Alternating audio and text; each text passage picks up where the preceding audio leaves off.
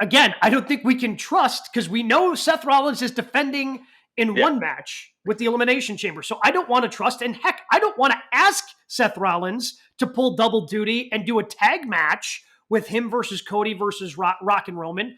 So I just keep coming back to this idea of having Cody be this double main eventer and completely build it around Bloodline versus Cody. I think the other funny part is we've done over 100 episodes of this show. One of our biggest WWE knocks has been, as good as the Bloodline story is, the other things are lacking. They haven't built up other stars. They haven't told other stories.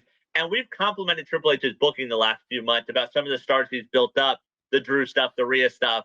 But as we talk through this, it's Bloodline here and everyone else below that, to the point where you're saying it should be Bloodline in both nights main event in WrestleMania. Like, there's no other story out there. They're like, yeah, they deserve one night of WrestleMania that is now 2 nights. Maybe if we go to 3 nights next year, it could be a non-Bloodline main event. Well, and as bad, because I've criticized the Bloodline since last WrestleMania. Like the Bloodline, and that's why, to me, Cody versus Roman is just a little boring at this point, because they didn't build anything off of the Bloodline this year to make Cody versus Roman 2 that more meaningful. Right. You could have done Bloodline Civil War. Like, Bloodline Civil War is pretty much the only significant thing that they've done. Yeah. And you could have done Bloodline Civil War without the championships. Right. Right. Like, you could have built that of Roman blaming the Uso, and you kind of do that whole thing, and you continue that Bloodline. But honestly, the Bloodline's now more interesting because you added The Rock. Just like the Bloodline was able to really kind of control 2022 into 2023 because of Sami Zayn. Right. Like, with Roman not around, there's only so much that, as we've seen, Paul Heyman can do.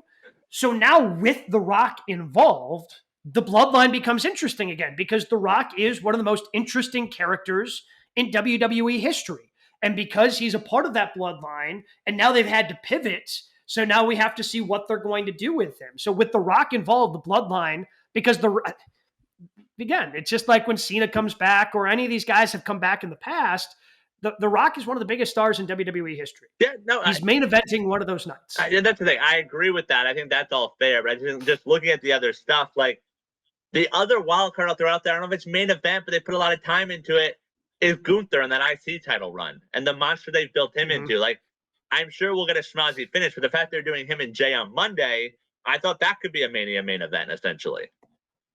Yeah, I don't know. I mean, if they do another schmozzy finish there and try to continue to push that off to Mania, because I thought that was the direction they were going for Mania, of main event Jey Uso versus Gunther. Who knows what they end up going there? But yeah, I mean, they do a lot around Gunther. I mean, Logan Paul. They have built up, especially I would say in the women's division, like Bayley versus Io. Like Bayley versus Io, probably 2 or 3 years ago, probably pre-Bloodline. You've got a chance of that potentially being a main event, because, I mean, Damage Control has been such a big part of WWE and their storytelling. So this breakup, which they've teased numerous times, but pulled the trigger on it finally, like, I think that's going to be interesting and compelling, how Bayley is able to navigate. Is Dakota Kai actually on her side? Is Dakota Kai going to be that equalizer of, Asuka and Kairi Sane, who are in the corner of Io Sky? Like, there's interesting things you can do there.